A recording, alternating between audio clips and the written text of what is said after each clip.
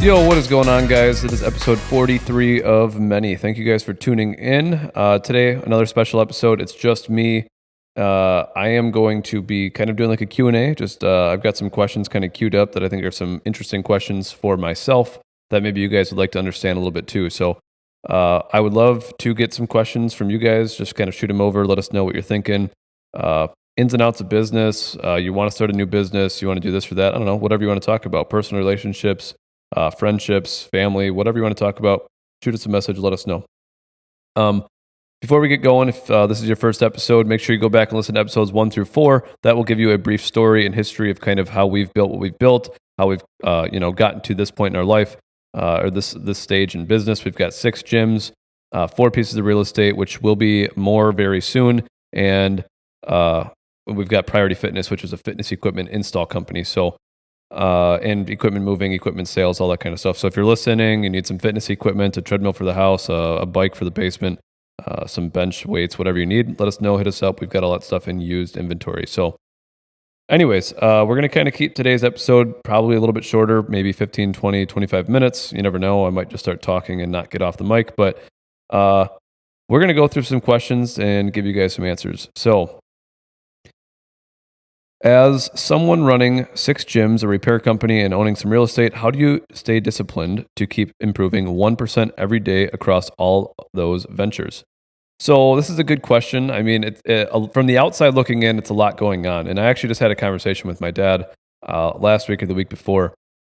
I thrive on chaos. He thrives on chaos. That's the kind of mindset that we have. The more we have going on, or the more, I'll speak for me personally, the more I have going on, the less I feel like I have going on. The more that I feel balanced, the more that I feel better about things. And I think this is an interesting thing to understand because everybody's brain is wired differently. Everybody's mindset works differently.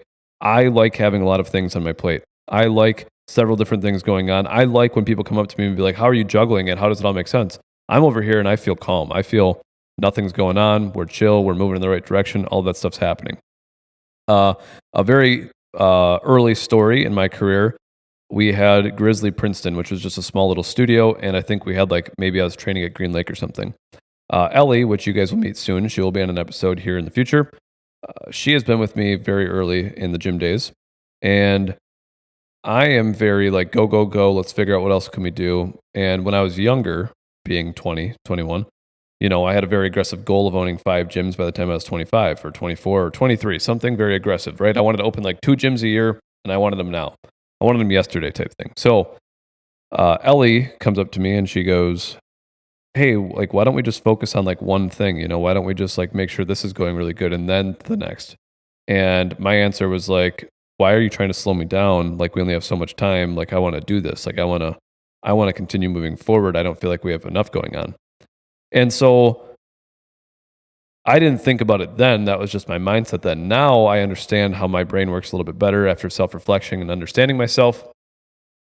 I like a lot. I like chaos. I like balancing things. I like just hectic. I like a lot of different moving parts, and I feel like I do a good job of balancing them and giving each of them attention. Now, there is a constant balance of who's getting more attention and how and where. As you continue to grow, as you have good friends in the business, it's hard to make sure everybody's getting your full attention because you don't have your full attention to give to everybody. So that is a difficult thing is having that time for the individuals. But as far as the companies go, I do oversee them on a day-to-day basis. I'm having conversations about them on a day-to-day basis.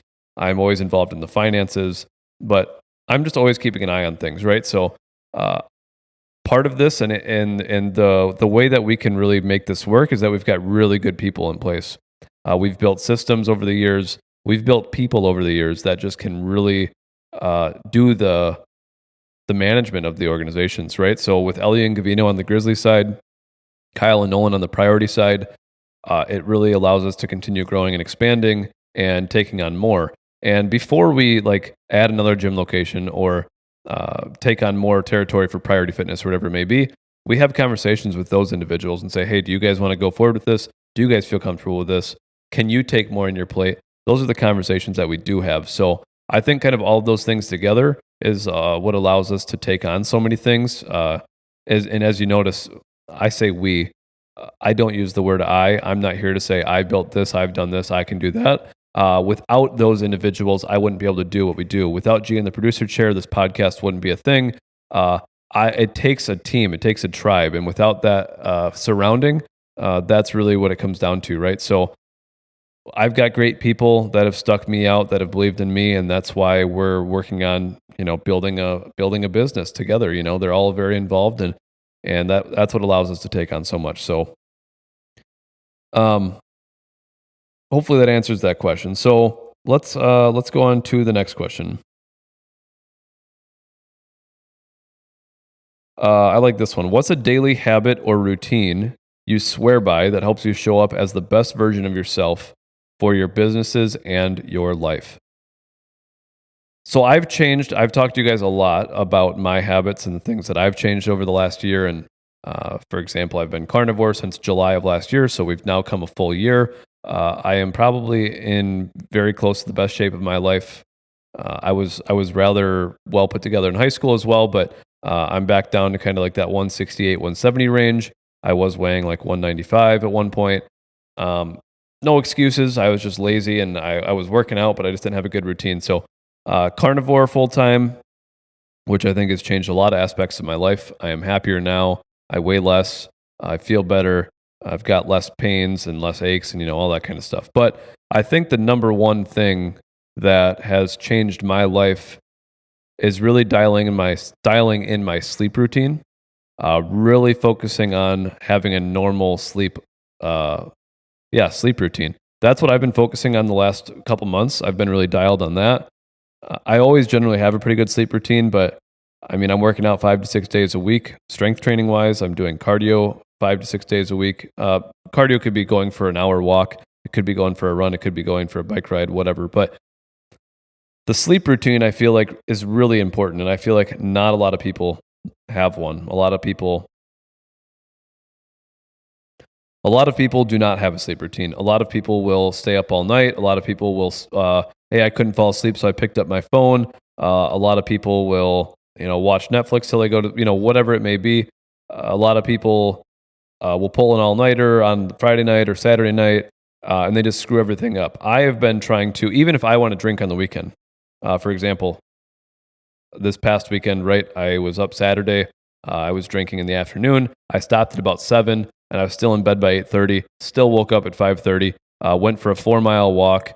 Proceeded to then walk another. I was 3.6 miles. Proceeded to walk another mile with my dad. Proceeded to go for a 6 or 7 mile bike ride with my sister, and that was all in the morning. Then I proceeded to take a nap, and then I also got another lift in afterwards. So my Sunday was actually extremely productive. On top of getting reading in 20,000 plus steps.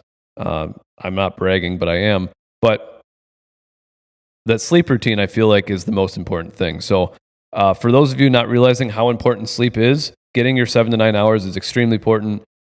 Getting in a normal routine, going to bed at the same time every night, waking up at the same time, it sucks. It feels regimented. You're going to be like, oh, I don't need to do that. But once you do it, I mean, the energy you have the next day, the normal rhythm your body gets in to just wake up at that time. I mean, there's so many times where I'm waking up like literally 1 or 2 minutes before my alarm goes off because my body just knows, hey, it's time to wake up. So do what you want with that.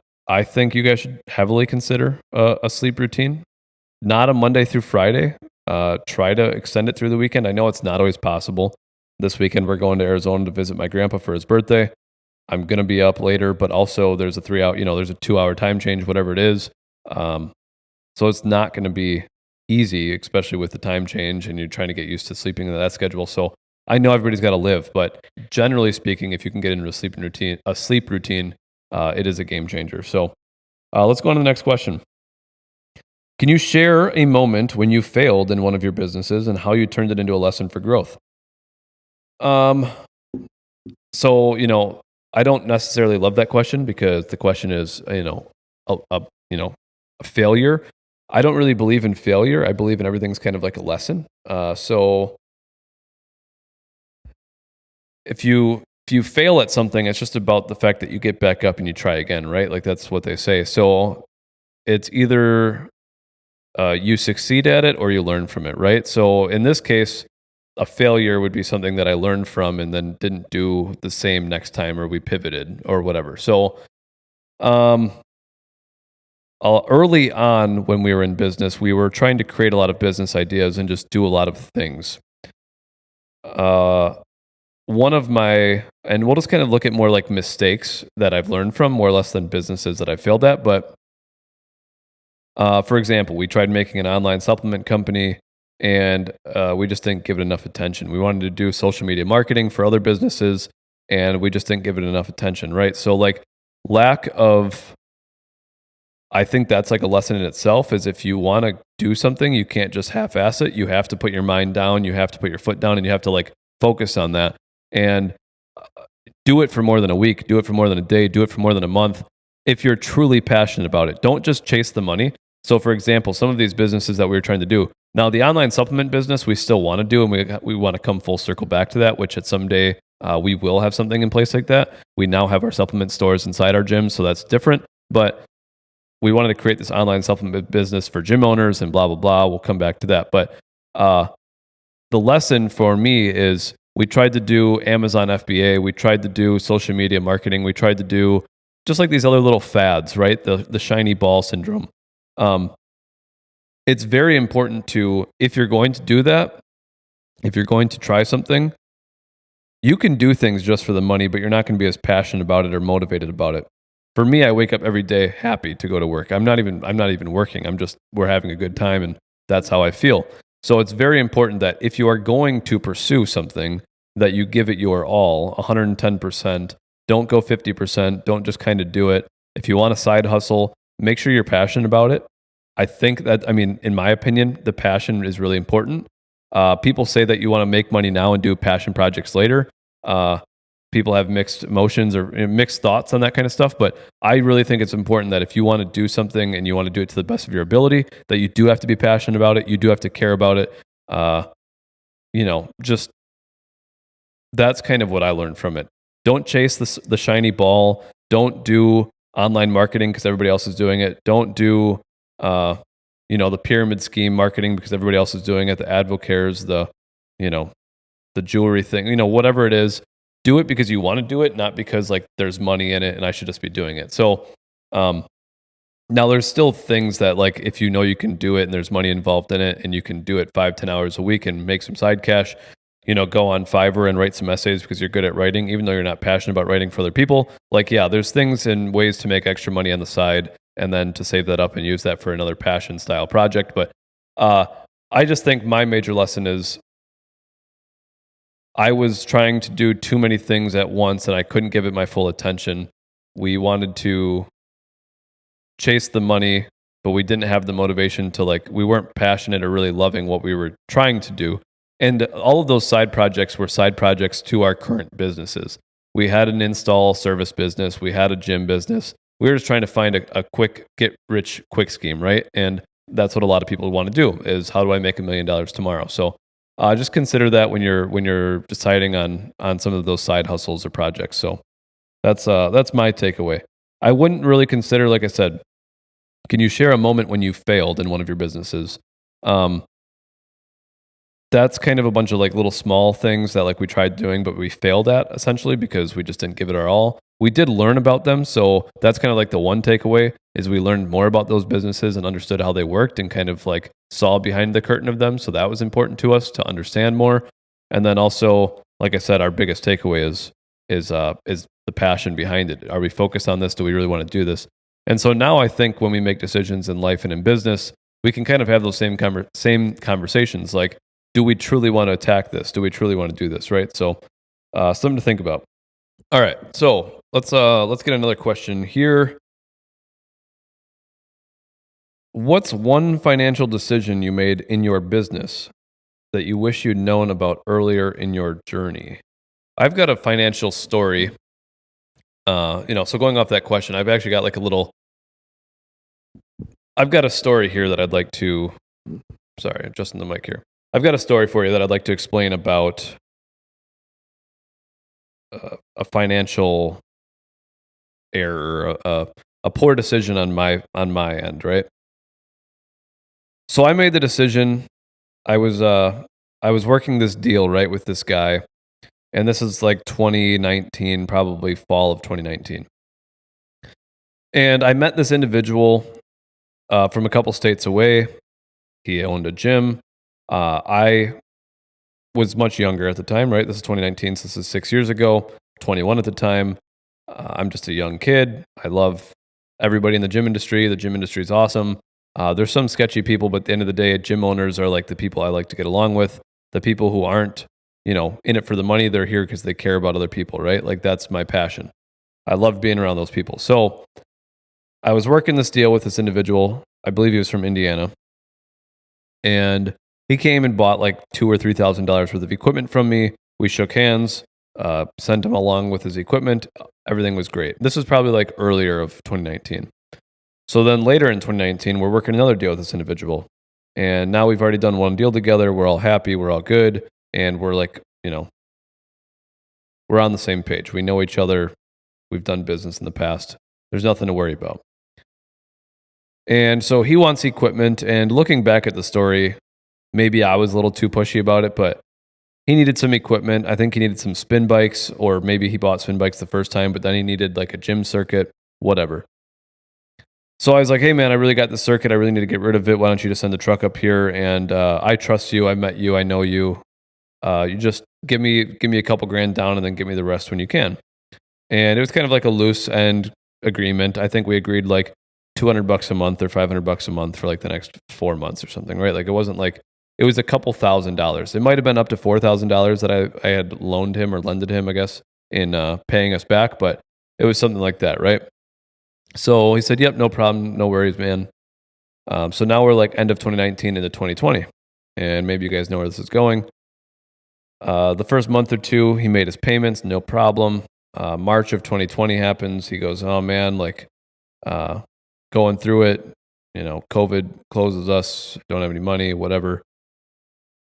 Don't hear from him. I'm reaching out, never hearing from him, asking for the money. Well, long story short, he ends up basically blocking us, never communicating with us. And I'm a kid, I'm a stupid kid for making an agreement like that. I thought I could trust my gym owners. I thought I could trust, that. So there was several situations when I was younger that I was making decisions like this because I was more concerned about the deal and getting it out the door. And we needed the space in our warehouse, right? So like there's other underlying factors, but now I am much more cautious about who I make deals with and why. And have I done a lot of business with you? Do I know where you live? Like, can I find your business? You know what I mean? Like we have more things in place. And I'm not recommending to do that with anybody. Don't sell something in marketplace and accept payment terms or anything like that. But that's what I was doing. Once you get to know somebody and you feel like you've got trust in that individual, you do it. And as a kid, when I was younger, even like let's say high school, you kind of grow up and you learn like a man's handshake is like a man's word, right? Like that means something. So when you shake hands on it and you have an agreement, that means like a man's word is like the highest value, right? Like you're guaranteed X, Y, or Z. So that meant a lot to me. And so that's how I grew up. And when I was younger, that's how I operated. And I've been burnt probably a handful of times in similar situations. People putting money down, not picking equipment up, or paying me half of what they're supposed to pay me, or whatever the situation may be. So I think one piece of financial-ish advice for my younger self would be to like cautious on who you trust a little bit more. I don't want to like be stabbed in the back and scared to do business or work with people because I do like to give people the benefit of the doubt. I do like to give people second chances. I believe in humanity. I believe in people generally being good people. And I just like communication and transparency. Like if there's a money problem, if you owe me $500, communicate with me and let's work it out. Say, hey man, I don't have the money now, but in 1 year's time, I'll have you paid up, right? Like I'm not here to beg you for the money. I'm not here to text you about the money. And anyway, so that's one piece of advice I'd give my younger self on like finances is just be careful on who you trust and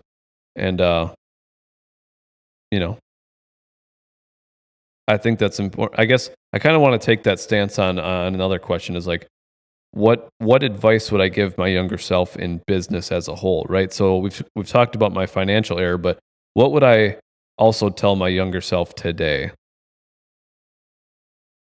Um, I think I would probably go back to the leadership aspect. When I was younger, I noticed now, looking back at my younger self, I did a lot of things that I do now, but I understand them now as to why I did them then, right? As far as like leadership goes, I'm still doing them to this day, but when I was doing them then, I was just functioning and doing. So looking back at my younger self as a leader, I would I'd have tendencies to like saying we versus I. I've done that since I was younger. I never ever say it was me that built this business. I never say just I. It's a team thing, and I've been doing that since I was 20, 21, 22. So some other pieces of advice I'd give my younger self as a leader would be to, take your time before making decisions. Ask opinions of others, which I did quite a bit of, but ask opinions of others and make sure that like you've got a good point of view and reference before you make a decision. Have the hard conversations up front. It's very hard as a young leader to have the hard conversations. It's still today hard to have hard conversations. Um, but have those hard conversations immediately. Like talk to those people you need to talk to, the individuals on your team, your friends and family, your staff, whatever it is. If there's an issue, have the balls to have the conversation and get it out of the way. Otherwise, there's a lot of built up, pent up anger that may be happening on my behalf or on the other individual's behalf of things that they haven't gotten off their chest because we don't know how to communicate with each other. So I think communication is key. Realize that communication is key. And again, this is me if I'm talking to my younger self. Go out of your way to have that hard conversation, that difficult conversation. Treat your team with respect at all times. So what I mean by that is when you're 20, 21, 22, you might be a little bit more arrogant or, you're just younger and more immature, right? So, for example, Ellie and I have a very transparent relationship, friendship, business, we're very understanding of each other within reason. Now, there's still things we do not understand of each other, but when I was younger, I know that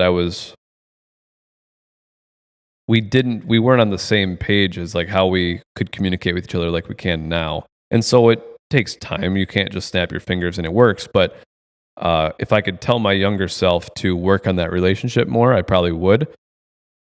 I would make sure that her and I were off to a better start at a I'm not saying our relationship was ever rocky or anything like that, but just making sure that I am being respectful to her and respectful of her time and communicating with her the way I needed to. I probably wouldn't have the hard conversation back then that I'm also telling myself I should have. I should have sat down with her and communicated better as a leader and said, hey, I like these things that you're doing and I don't like these things that you're doing. Or I like the way when you talk to me like this and I don't like the way you talk to me. Like there's just that, I'm 20 something and she's my elder, right? Like she is older than me. She is at the time probably, well, we don't speak of women's age, but she's older than me. So talking back then to Ellie, that was older than me at the time, figuring out how to just like, how do we communicate the best? How do we get on better terms and wavelengths and stuff like that? So that would be some other advice that I give my younger self. I think it's important. I think communication is the most important thing. The hard conversations, the clear communication, the over communication. Also, express gratitude. I think that is something that would be a huge thing for me. Even today, tell people thank you. Tell people you appreciate them. Show appreciation. Tell people how grateful you are to have them in your life. You never know when you're not going to have those people in your life. So I think it's important to, especially instill that at a younger age. Something I still need to work on to this day, but I would tell my younger self to show gratitude and show appreciation and that kind of stuff. So hopefully you guys can kind of take something away from that, but that's kind of a good little one. So So here's one more question we'll kind of leave off. I think I'm going to take this question and kind of gear it towards everybody else. But the question is, what's a practical tip you'd give someone who's trying to build their own fitness or business empire but feels overwhelmed? So yeah, if we just get rid of like the fitness question, how do we, if I was helping somebody build a business or helping them take the first, second, third step in building their business,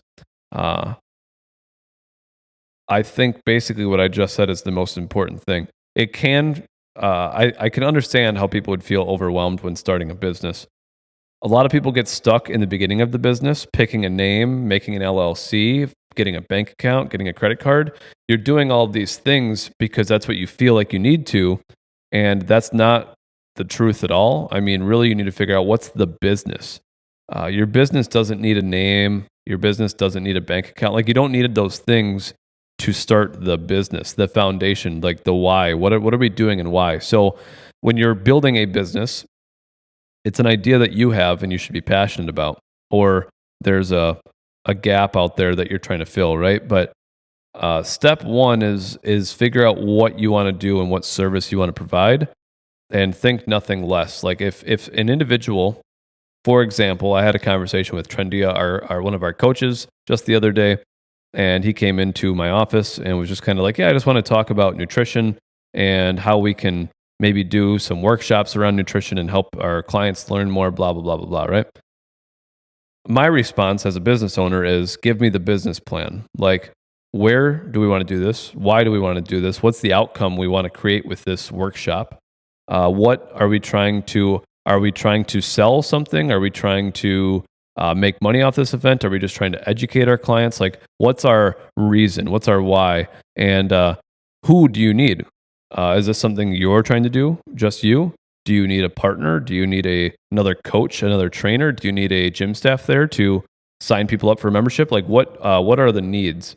So I had the conversation with him. I said, just go back and make a business plan for me, just a 1-page bullet points, answer some questions, give me an outline so we can have a good conversation. Leave that on my desk. Let me go over it. Let me think about it. And then next time we bump into each other, we can talk about it and we can go over it. So I think the right first step for you to start a business would be the same thing.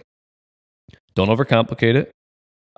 Get a scratch piece of paper, write down your ideas and your thoughts, figure out what you want to do, why you want to do it, what's the reason, like what's the real reason behind why you want to do this.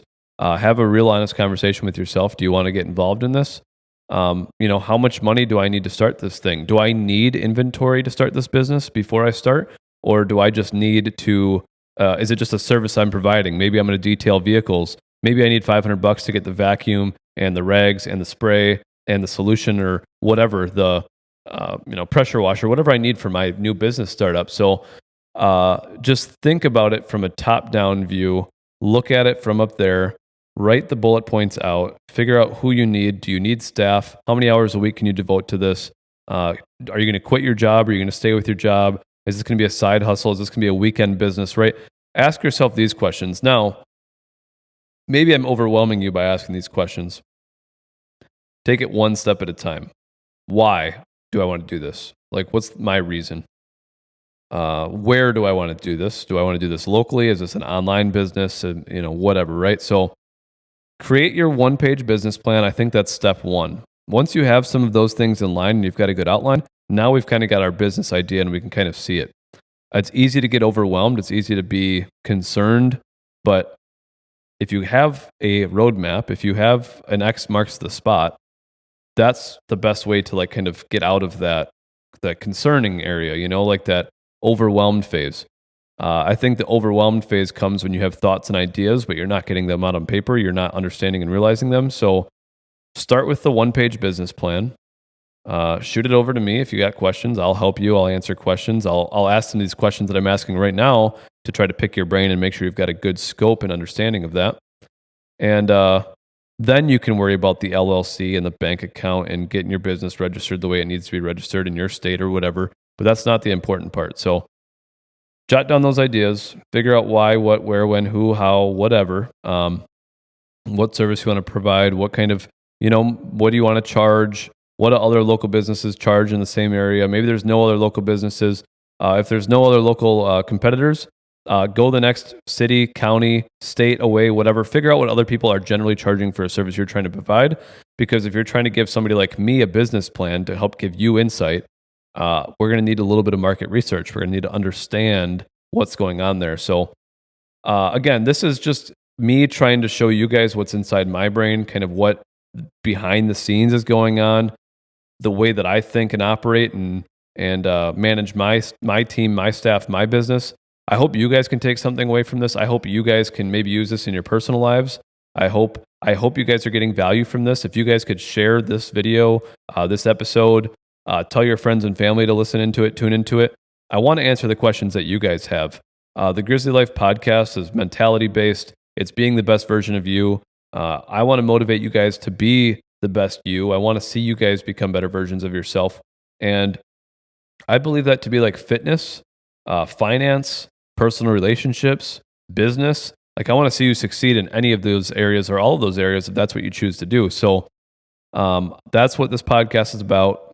I'm trying to steer away from the Grizzly priority conversations, although I can use them for important stories for you guys. But please share the show, turn on your notifications, leave us 5 stars, 4 stars, 3 stars, 2 stars, 1 star, whatever you want to do. Just give us honest feedback so I know how we can become better. It's all about honest feedback so we can kind of grow from it and continue moving forward. So thank you guys for listening. We are on Apple, Spotify, and YouTube, so let all your friends and family know. And if you guys want to add me on Snapchat, it's colton.burt, COLTON.BURT. Instagram, Facebook is coltonburt19.